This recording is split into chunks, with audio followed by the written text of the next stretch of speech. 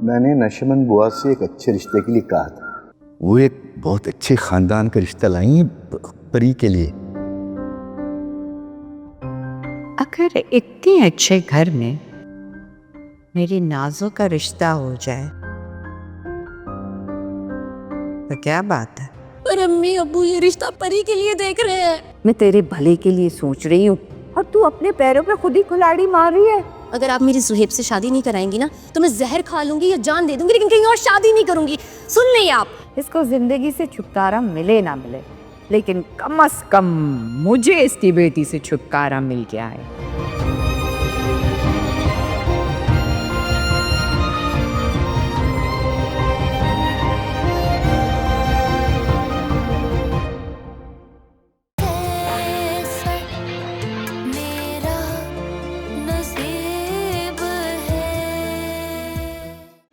मैं ज़्यादा से ज़्यादा सिर्फ यही एक्शन लेना चाहती हूँ कि मैं आपको ये सजेस्ट करूँ, आपके घर के सारे मामला ठीक हो जाएंगे सिर्फ ये काम करने से कि इन्हें किसी अच्छे साइकियाट्रिस्ट को दिखाएं। चुप कर लड़की, कब से टटर टटर टटर करी जा रही है। इतनी देर से तेरी बकवास सुन रही हो, पागल हो गई क्या?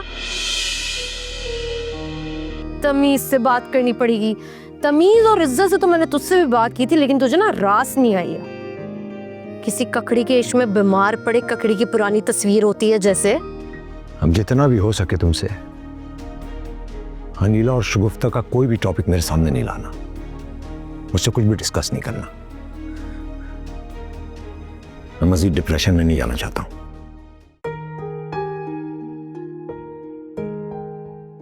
हाँ भाई, क्या नाम बताया था तुमने लड़की अपना? शमीम दुख्तर अब्दुल हकीम। नाम थोड़ा मुख्तसर करो अपना, इतना लंबा नाम कौन पुकारेगा तुम्हारा? शमीम दुख्तर अब्दुल हकीम, 2 कप चाय लेकर आओ। शमीम मेरा नाम है, अब्दुल हकीम मेरे अब्बू का नाम है। जाहिल। अब इतनी सी बात पे जाहिल कहने की क्या जरूरत थी? थोड़ी इज्जत करो, सीनियर हो तुम्हारा। अच्छा जनाब सीनियर साहब, आप ही बता दें शमीम नाम क्या कोई बड़ा है? मुश्किल नहीं है, मगर लंबा नाम तो जरूर है ना। साहब लोग इतना लंबा नाम नहीं लेते। तुम एक काम करो, अपना नाम सोना रख लो। सोना? ये क्या नाम हुआ? सोना भी एक नाम होता है। अब जैसे मेरा नाम कुछ और है, साहब लोग मुझे कुछ और कहकर बुलाते हैं। और तुम्हें क्या कह के बुलाते हैं साहब लोग? चांदी। क्या? चांदी? जी चांदी। आज से तुम सोना और मैं चांदी। ओ, ऐसी छतरोल करूंगी ना तुम्हारी कि काली ना पड़ जाए तुम्हारी ये चांदी। ना काली पड़े ना नाम बदल देना मेरा। अब चित्रोल करके नाम बदलवाना तो पहले ही बदलवा लो। मेरी बात सुन, अगर तेरे साथ ही मुझे सारे दिन ये सर खपाना पड़ेगा ना तो मुझे नहीं चाहिए ये नौकरी। अच्छा अच्छा, ज्यादा नाशुक्री ना बन। साहब लोग आ रहे हैं अभी, चल लॉन में बैठ के वेट करते हैं। चल आजा।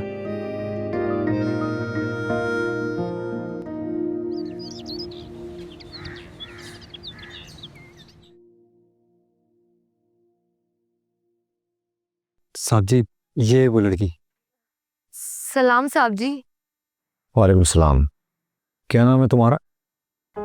जी मेरा नाम शमीम दुख्तर अब्दुल हकीम है। साहब जी बहुत लंबा नाम है, मैंने उसको कहा भी था कि मुख्तसर कर लो। तुम्हारा बीच में बोलना जरूरी है? आजाद साहब जी। कहाँ से आई हो भाई? साहब जी वो सलमान साहब की कोठी है ना पिछले ब्लॉक में, मैं वहाँ काम करती थी।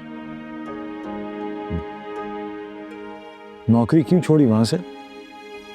छोड़ी नहीं थी जी, निकाल दिया उन्होंने वहां से। डॉक्टर सलमान ने निकाला क्यों? नहीं जी, वो सलमान साहब ने तो नहीं निकाला, उनकी बेगम साहिबा ने निकाल दिया। जिसने भी निकाला है ये बताओ कि क्यों निकाला? एक तो जी मैं खुद बड़ा तंग थी सलमान साहब से, दूसरा मैंने बेगम साहिबा से शिकायत लगा दी उनकी। अजीब अजीब नजरों से मुझे देखते थे वो। और फिर किया क्या जी, 2 घंटे आपस में झगड़ा किया है। 2 घंटे झगड़ा करने के बावजूद बेगम साहिबा ने 20 दफा सलमान साहब को बोला तुझे घर से निकाल दूंगी, घर से निकाल दूंगी। एंड में क्या किया, एंड में मुझे ही घर से निकाल दिया। शनाख्ती कार्ड लाई हो साथ? जी साहब जी है। चक 314, गांव बे, तहसील गोजरा, जिला डुबा टेक सिंह। अच्छा ये बताओ, यहाँ किस जगह रहती हो? जी वही डॉक्टर साहब के घर रहने के लिए जगह मिली हुई थी, अब तो कोई ठिकाना भी नहीं है मेरे पास, इसलिए तो फौरी तौर पे नौकरी ढूंढने के लिए निकल पड़ी, वरना फौरन पंजाब की बस पकड़ के पंजाब ना चली जाती। अच्छा, तुम क्या कहते हो? डैड अब कराची में तो इसके पास रहने के लिए कुछ छत भी नहीं है। ये तो ठीक है, लेकिन तुम्हारी डॉक्टर सलमान से हेलो हाय है ना? अरे हेलो हाय तो है, लेकिन मैं उनसे ये तो नहीं पूछ सकता ना कि उसको क्यों निकाला। ओ नहीं जी, बेगम साहिबा का नंबर ना मेरे पास है, आप उनसे फोन करके पूछ ले। उन्होंने मुझे कहा था इस टर्की को तो नहीं निकाल सकती शमीन, तुझे ही जाना पड़ेगा, और आधी तनख्वाह देके भगा दिया मुझे।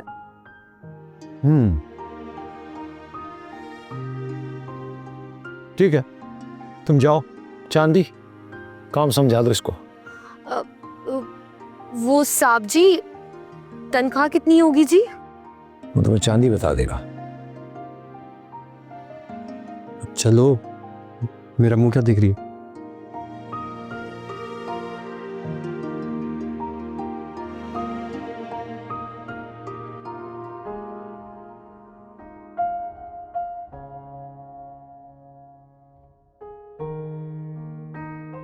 अब बात सुन मेरी ध्यान से। हाँ बोल। सुबह 6 बजे उठकर किचन आ जाना है, सबका अलग अलग नाश्ता तैयार कर देना है। 10 बजे तक पूरे घर की सफाई करके, झाड़ू पोछा करके, डस्टिंग करके 12 बजे तक दोपहर की खाने की तैयारी शुरू कर देनी है।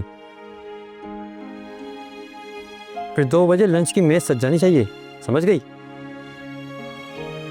उसके बाद शाम की चाय 5 बजे और फिर डिनर की तैयारी।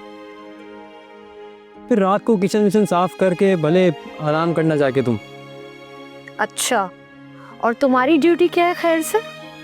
मेरी ड्यूटी बहुत सख्त है। हाँ, कितनी सख्त है, वही तो पूछ रही हूँ।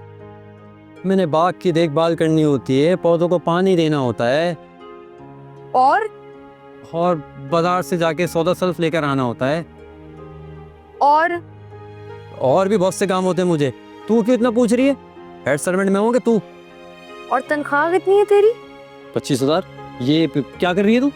और मेरी कितनी है? तो तेरी भी 25 ही होगी। अच्छा, सारी चीजें मैं करूं और तू बाहर से सौदा लेकर आएगा और तू हेड सर्वेंट बना फिर रहा है, हैं? तुझे तो मैं सीधा करती हूँ। देख सुने, तू ठीक नहीं कर रही है। ओ कौन सोना? सोना कौन है ये? चल मेरे लिए चाय का कप बना। क्या बना? चाय का कप बना, सुना नहीं है तूने? और हाँ, मेरा आज काम का पहला दिन है, चाय बना मेरे लिए सर्वेंट साहब, वरना मार मार के ना तुझे दुम्बा बना दूंगी मैं। अच्छा, बनाता हूँ। चल चाय बना।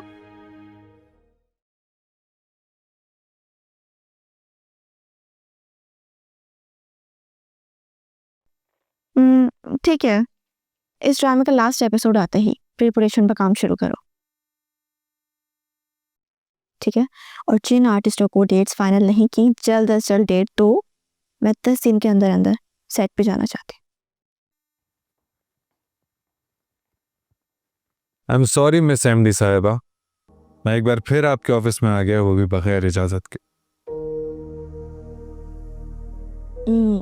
फवाद साहब आप चाहिए, हम थोड़ी देर बाद मीटिंग करते हैं। जी शुरू। अरे बैठिए फवाद साहब, कहाँ जा रहे हैं? आपका होना बहुत ज़रूरी है। आज बहुत इंपॉर्टेंट बातें होने वाली हैं मिस्टर फवाद। वैसे आप बंदे बहुत काम के हैं, आप सब कुछ जानते प्रोडक्शन के बारे में, कैसे स्क्रिप्ट लाइनअप होती है, कैसे कास्ट को लाइनअप किया जाता है, कैसे स्केड्यूल बनता है स्क्रिप्ट का, सब कुछ।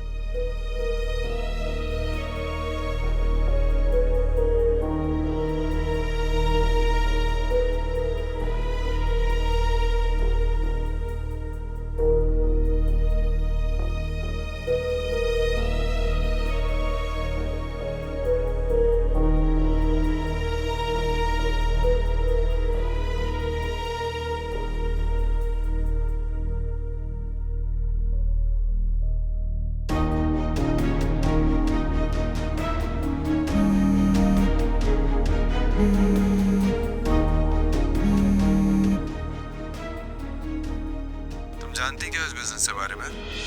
कहाँ से आई हो तुम?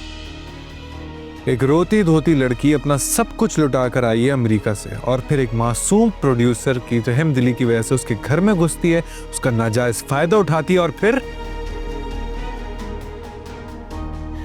तुम क्या चाहते हो इकरार? मैं चाहता हूं तुम इस पोजीशन से, इस ऑफिस से और चौधरी प्रोडक्शन से अलग हो जाओ, वरना मैं इसे ओन नहीं करूंगा।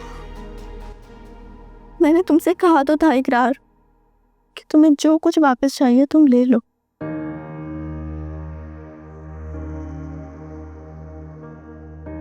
फिर इस तरह किसी के सामने?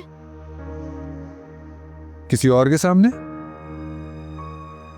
आप शायद इन्हें अच्छी तरह जानती नहीं है मिस रुखसार।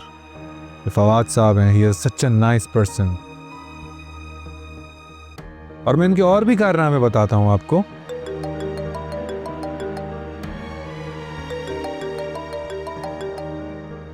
अगर आप चाहें तो बाहर जाकर फ़ोन पे बात कर सकते हैं।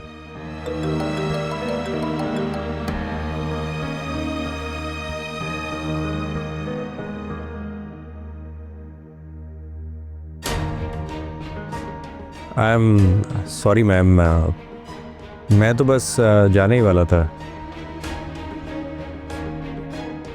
बट आई थिंक उनकी मॉम की डेथ का उन पर बहुत गहरा सदमा हुआ है, so you don't need to worry, okay? हाँ ऐसा ही है।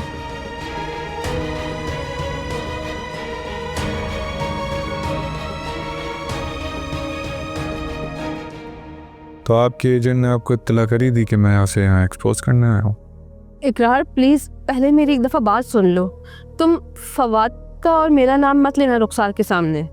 फिक्र न करें राबिया जी, मैं रुखसार के ऑफिस के बाहर हूँ। आपके एजेंट ने मुझे इशारा कर दिया था कि मुझे बाहर जाना चाहिए, लेकिन फिर भी अगर आपको डर है तो अपना कोई कोड नेम दे दें, मैं उससे पुकार लूंगा आपको। इकरार प्लीज वहाँ कोई बात नहीं करना, पहले मुझसे तो बात कर लो। आपसे क्या बात करूं राबिया जी? आपको अपने ऑफिस में जासूसी करवाने दूं? हाँ ये बात ठीक है कि मैंने वहाँ पे जासूसी के लिए रखवाया था फवाद को, और जिस मकसद के लिए रखवाया था वो मैंने हासिल कर लिया, मगर अब तो मैं सिर्फ तुम्हारे लिए बात करती हूँ। मेरे लिए? हाँ तुम्हारे लिए। तुम कुछ जानते हो? कुछ भी नहीं ना। मैंने तुमसे कहा था कि तुम आकर सुन लो कि मैडम सरवत से आखिरी मेरी क्या बातें हुई हैं। प्लीज़ इकरार एक दफ़ा मेरी तरफ आ जाओ। क्या ये बातें रूबी के सामने हो सकती हैं? हाँ ये बातें रूबी के सामने हो सकती हैं, बिल्कुल। ठीक है, तो फिर तुम मेरे घर आ जाओ। तुम्हारे घर? नहीं नहीं, वहाँ रुखसार होगी, रुखसार के सामने तो। रुखसार के सामने ये बातें नहीं होंगी। मैं तुम्हारा इंतज़ार करूँगा। ठीक है, मैं कल आती हूँ फिर। अल्लाह हाफिज़।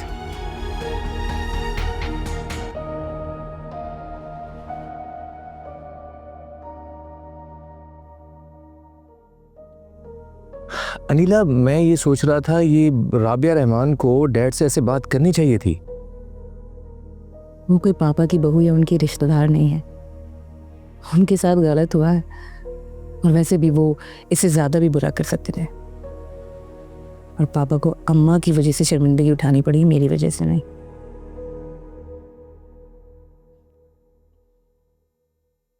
सोच मेरी है नीला, ख्याल मेरा नहीं।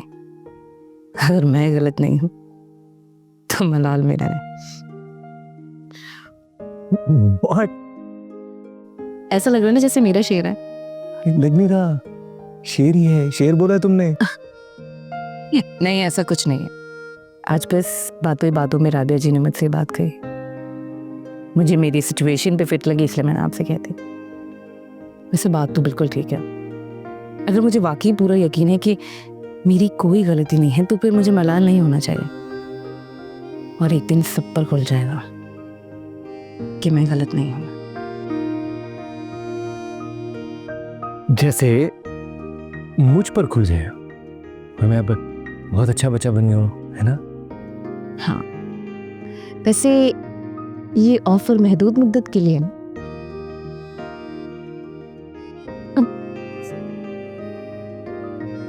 मजाक कर रही हो? सब झूठ, फरेब, मक्कारी करी है ये अनिला। ये सब चाल है उस अनिला की। आए रोज मुझ पे हमला करती है, मेरे किरदार पे हमला करती है, और आज तो उस राबिया को लेकर आ गई मुझे पागल करार देने के लिए। मेरा कसूर क्या कसूर था मेरा फराजी? यही ना कि मैंने कहा मैं उसके साथ जाऊंगी, नीला के साथ जहां भी वो जाएगी, ताकि मुझे पता चले हमारे घर की इज्जत किसके घर पे पहुंचती है और क्या क्या ताल्लुकात हैं उसके लोगों से। नहीं, मुझे गलत साबित करने के लिए वो राबिया को इस घर में लेकर आ गई कि राबिया आपको बोले। और राबिया आपसे क्या बोल रही है कि मैंने उसके घर जाके वहां बेइज्जती की, उसके मेहमानों के सामने उसकी बेइज्जती की।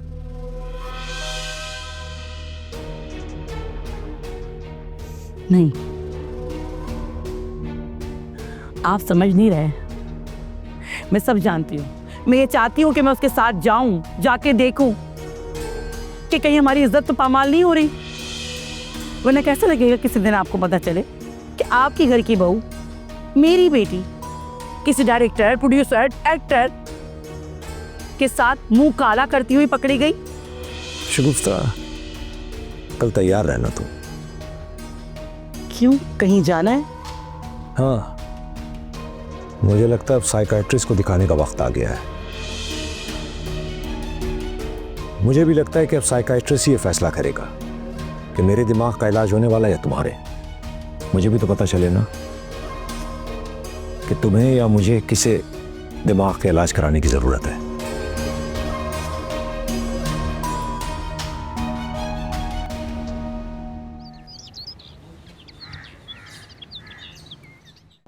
मैं तुम्हारी बात समझ रहा हूँ, लेकिन मेरी समझ में मेहमान आए हैं हमारे घर। रुखसार, हमें तुमसे कुछ बात करनी है। क्या बात करनी है इकरार? तुमने तो ऐसा कुछ नहीं बताया मुझे।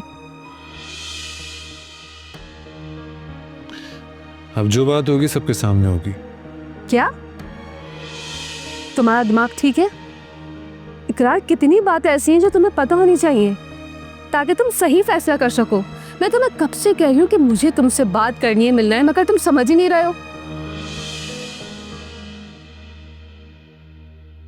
इकरार, प्लीज तुम राबिया के साथ जाकर उसकी बात सुन लो, जब तक मैं और रूबी बैठकर बातें कर लेते हैं।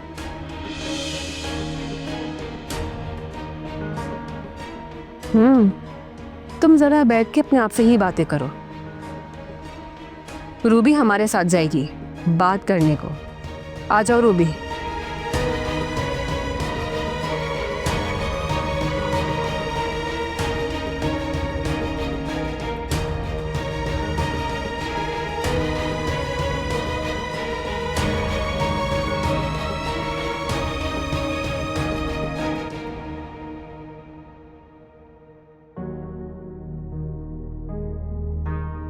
ये शॉट भी तुमने बहुत अच्छा दिया है रुखसार, वेल डन।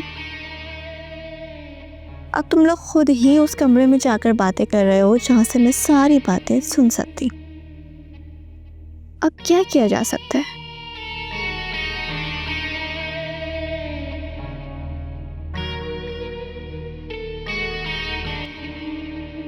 मुझे तो समझ ही नहीं आ रहा कि रुखसार के सामने क्या बात करना चाह रहा था। हद है।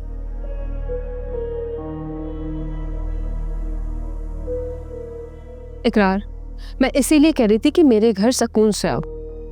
मैं तुम्हें रुखसार की असलियत बताती,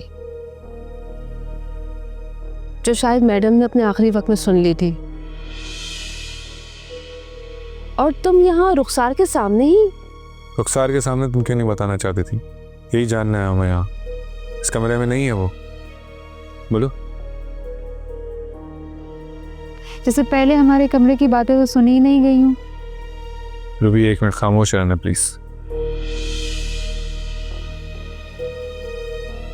इकरार, तुम लोगों ने इस कमरे में अनीला की कहानी पर डिस्कस किया था? हाँ, क्यों? और जो मेरे घर में डिस्कशन हुई थी वो इस कमरे के अलावा कहीं और डिस्कस नहीं हुआ? कहना क्या चाहती हो राबिया?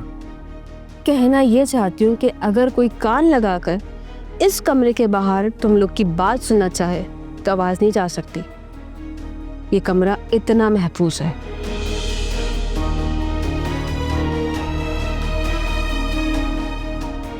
डेफिनेटली इस कमरे में कोई डिवाइस कुछ तो है जो इस वक्त भी हमारी बातें सुन रहे हैं। Oh my God. वैसे तुम क्या आजकल जासूसी नॉवेल्स पढ़ रही हो? 2 मिनट, मुझे जरा डिवाइस तलाश करने दो। रूबी, तुम भी देखो अपने बेड की तरफ, साइड टेबल की तरफ, हर जगह देखो रूबी, हर जगह।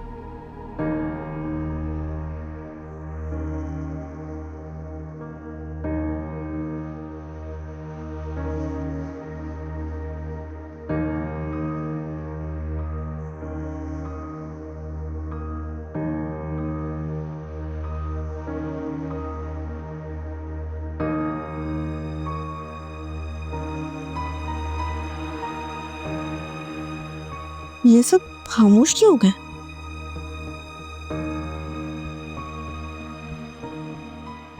इकरार,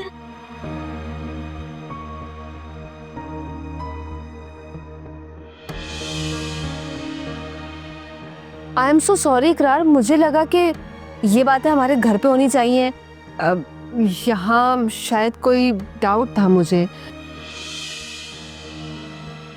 रूबी, रूबी